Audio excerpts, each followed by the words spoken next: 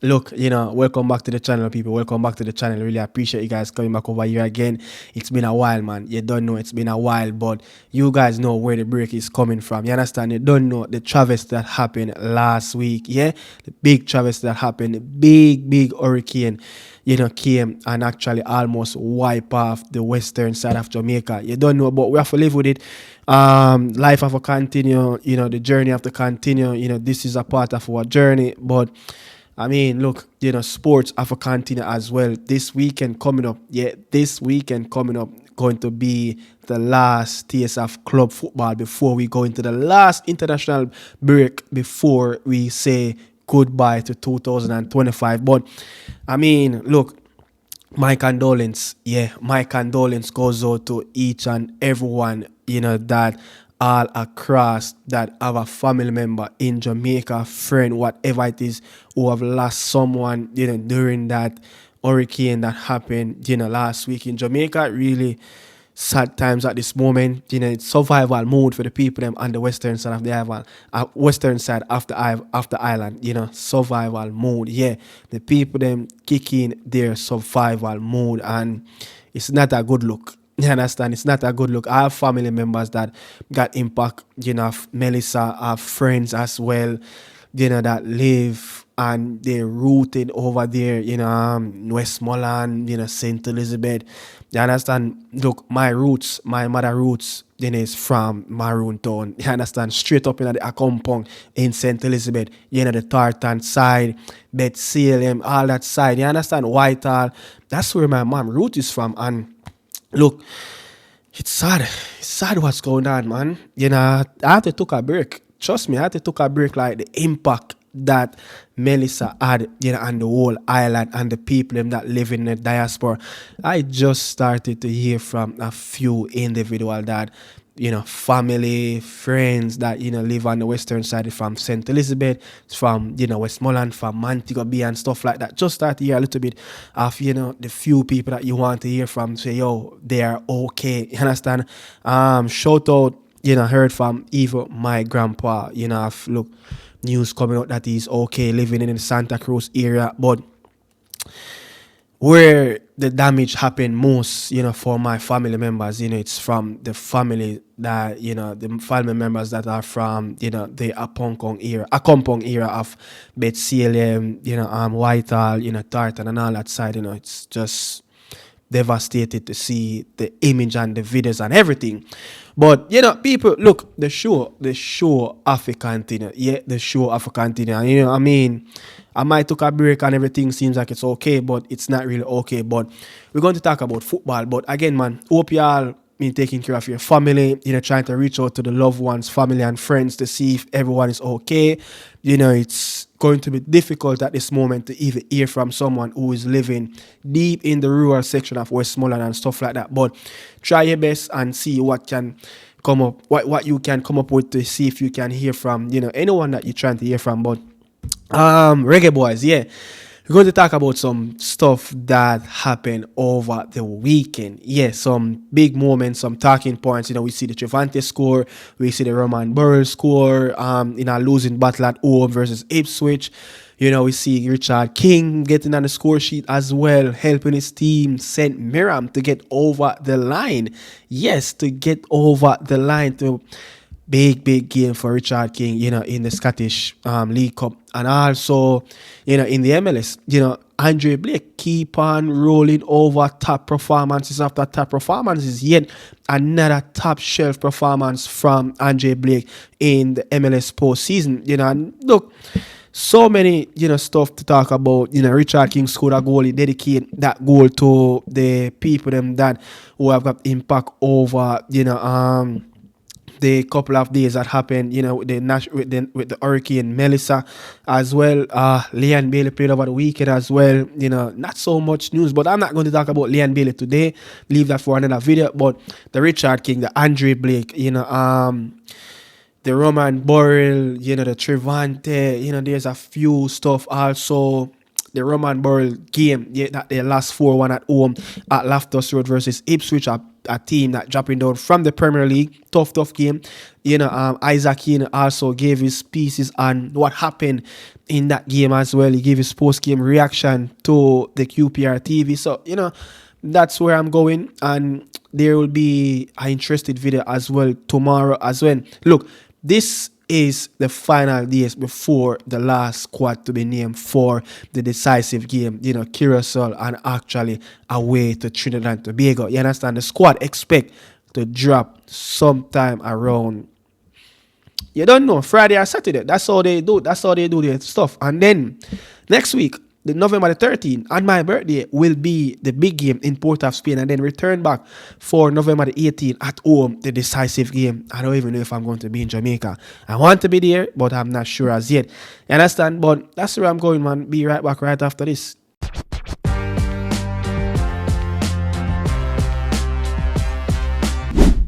So, the Roman Burrell, got on a score sheet in a losing battle at home, against Ipswich Town. And you would say, look, been putting in some very good performances, individual performances. Yeah, he's been getting a lot of chances. Look, the coach even talk about, Roman Burrell. Look, he tend to put himself in the right positions at the right time. You know where, to create moments for himself. You know where to run, and you know where to be, for his teammates to actually give him the football. But the goal that he got on the weekend, versus Ipswich, it was a goal by, his natural instinct of, look, the ball will be there. You understand? And look, Borel got a goal, Trivante got a brace, and it's not so. Look, Trivante is scoring, 3 goals after the break. Look, I want to focus on the Burrell and the Trivante. Why?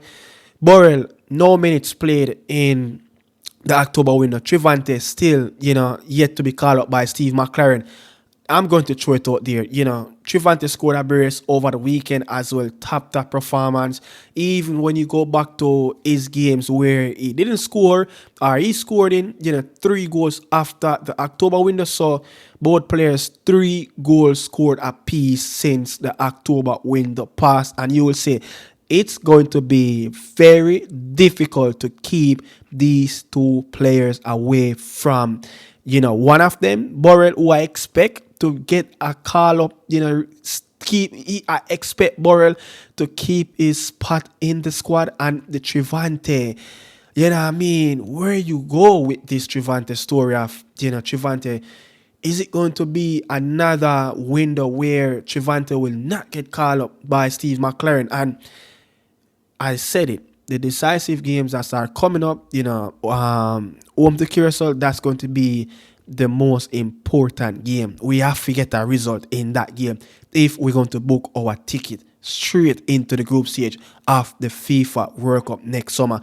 You understand? And by him not picking Trivante Stewart as yet, the last time Trivante get called up, it was a November window. Yeah, it was a November window of like 2 years ago when Alf Grimson was around. Yeah, when we played the Nations League quarterfinals versus Canada, when you got the double sub, and then you had the curfew stuff and that. All of that happened. You understand? So that was the last time I remember Trivante Stewart really got a call up for the national team. But going into this decisive games, yeah, especially the one game, the most important game versus Curacao at home, Steve McLaren, you know him foot soldiers, the Borel, kind of fringe player, in terms of he give Borel enough minutes, yet to really give Borel, the minutes that he really deserved to be playing in the real competitive games in the World Cup qualifier. More of a fringe player, there and there, is either he's in the squad or he's out of the squad. But Trivante is the one that never get picked by this manager. Will Steve McLaren trust a Trivante? Yeah, will he go ahead and trust a Trivante and say, okay, I can trust this player to give me the result, to give me the goal? Boza, who is a man that looking out of himself at this moment for Club Tijuana, yet to play some real minutes right after he scored, versus who he scored against. We played Bermuda and Bermuda and Curacao. Yeah, we played Bermuda and Curacao. So, so Boza scored against Bermuda.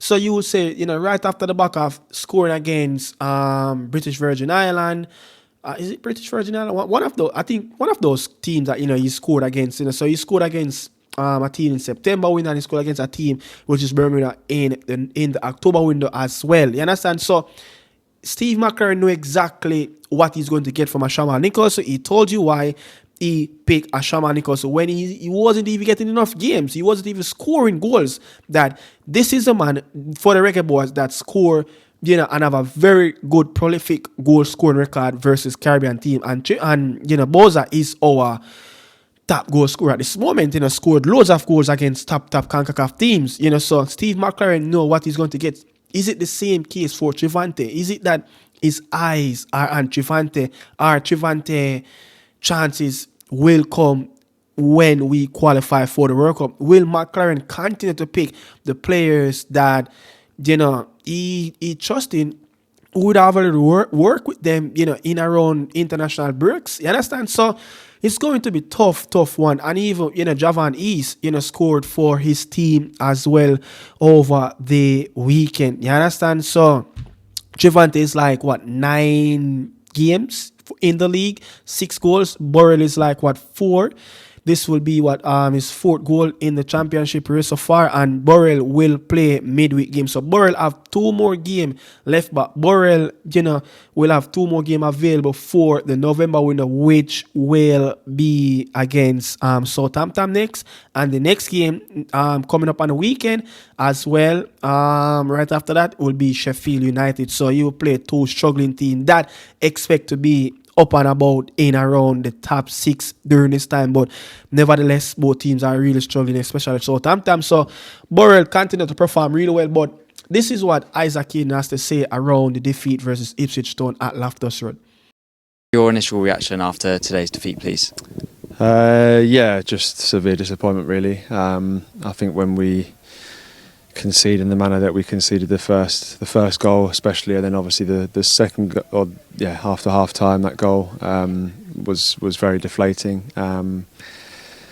I think, especially after the first goal, I thought that from that point onwards, I thought we were in the game, and we obviously got the goal back and put them under pressure a lot. And as I said, it might have been a different outcome, but I think when you concede a goal straight away in the second half, it's always backs against the wall for that half, and they've got a little bit of confidence, and it's difficult from there. But as I said, it's a sore one today, and as I said, we'll have to regroup and get ready for Wednesday.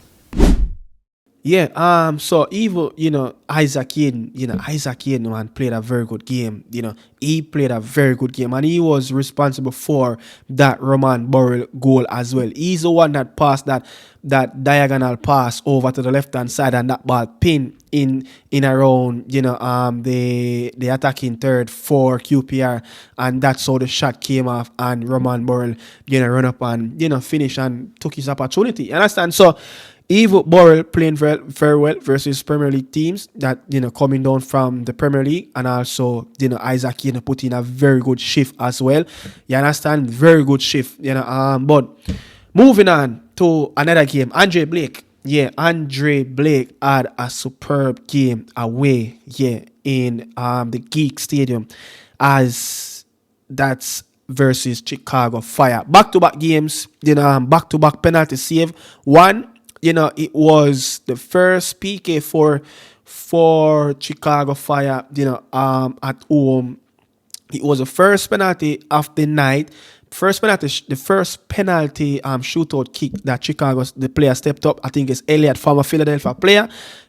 Blake stopped that. No, he stopped a one in open play. So the penalty that he saved, I think Blake team was 2-0 up, and that would have easily get back that Chicago team back in the game after being 2-0 down to get that one back. And during that time, Chicago Fire, they're having their best spell in the first half. So, I mean, Andre Blake, man, he's already in the Eastern Conference final. Eastern Conference semi-final, and he's waiting for the winner. The game, which is coming up on Friday, New York City, versus Charlotte. NYFC would have lost that game over the weekend as well, in Charlotte. So, I mean, look, you could say that Philadelphia, don't have the best of best results, head-to-head result versus a NYFC over the years. I know, Philadelphia would have won the last game, a couple match days ago, right before the postseason started, and also, they would have beat, Charlotte team in the regular season. So let's see what's going to happen. But can Andre Blake walk away with this MLS Cup? I would love him to walk away, but the big one, Richard King scored in a semi-final game. Yes, scored in a semi-final game, and this is what the Reggae Boy player has to say. He gave back an interview, but it wasn't a video interview. It was more of a audio interview that the newspaper published, and he dedicated this one for the people in Jamaica that were impacted by the Hurricane Melissa. And he said, look, I dedicated that goal to the people back home, said King. A lot of people lost their lives with the hurricane. It was a special feeling for me to score and win. King went on to say as well, quoting him again, my family are okay. They are away from where most of the damage is. It's heartbreaking for the people back home. I just couldn't watch the image. I couldn't watch it. Heartbreaking. Everyone is getting together, trying to fix, and hopefully we can make the country better again. Quoting Richard King again, the national team, we will definitely try and raise funds to do whatever we have to do. Anything at all that we can do, we will. And that's Richard King right there, dedicating that goal that he scored inside of Hampden Park, the home of football in Scotland. And I've said it in a show previously when they played that crucial quarterfinal game. Yeah, at versus, I think it was Clermont. They played that crucial quarterfinal game, and I said, look, this is a massive opportunity for Richard King, to go in this game and to come up big and to at least make an impact. Didn't start the game, but I know game previously, it would have started the game previously because a player would have got, I don't remember who it was Frecklington or Dean Fraser, but one of those defenders, for St. Mirren got a red card in the game. Richard King came on in that game as well, and the next game after that, he started that game. But this game, the player would have came back from his suspension, and Richard King came on and actually get a very, very good goal. But there's so many stuff still need to improve around Richard King game, but we want to stick the positive around him at this moment and more so leave the negative side. But we're going to get there one day. We're going to get there one day with the Richard King stuff that he needs to improve on. And the player is making some silly mistakes where you said, look, if you want to make a claim in English football, you must improve on your individual duels. You understand? So that's it for you guys. That's it for you. I'm back. Look out for the video tomorrow morning. We're going to do another special video on, Leon Bailey. You see, Shaman Nicholson is on the move. You understand? I don't know, but it's speculation around the ear in Mexico that it might be the possibility of Boza is the first one to bite the dust for Club Tijuana coming up in the winter transfer window for Club Tijuana in the Liga MX. They're doing well at this moment. They're looking to go into the postseason as what Andre Blake team is in at this moment. But I'll leave you right there with that, people. Best upon yourself. Thanks for passing through again. Football is back. The Nicardo Media House is back. The Morning Insider is back. But guess what? The most important, stick together. Pray for Jamaica. We will get through this. It's just a tough road ahead. It's a part of the journey. Gilbert did it, 37 years ago. Now it's my generation to do it. Stick together, work together, and let us rebuild Jamaica again. Ciao, people. Salute.